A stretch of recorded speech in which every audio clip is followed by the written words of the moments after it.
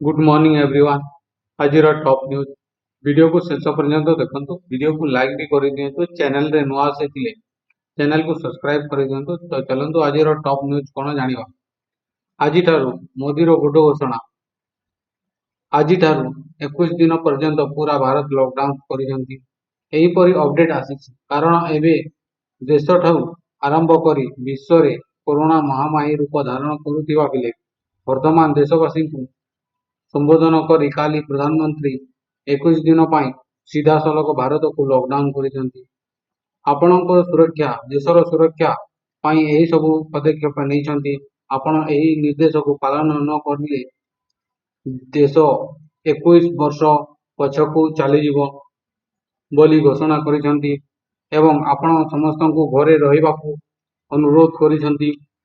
एबे 195 राष्ट्र रे 4,23,000 लोक यही रोग रे आक्रमण हो सारी। इटाली रे 69,000 आउ मृत होउछंती 6,800। स्पेन रे 42,058 जन और मृत होइछंती 2,900 जन।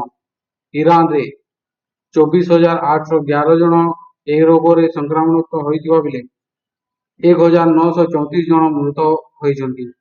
फ्रांस रे सही परी 22,304 जन यही रोग रे आक्रमण होइछंती आउ मृत होइछंती 1,100 जन।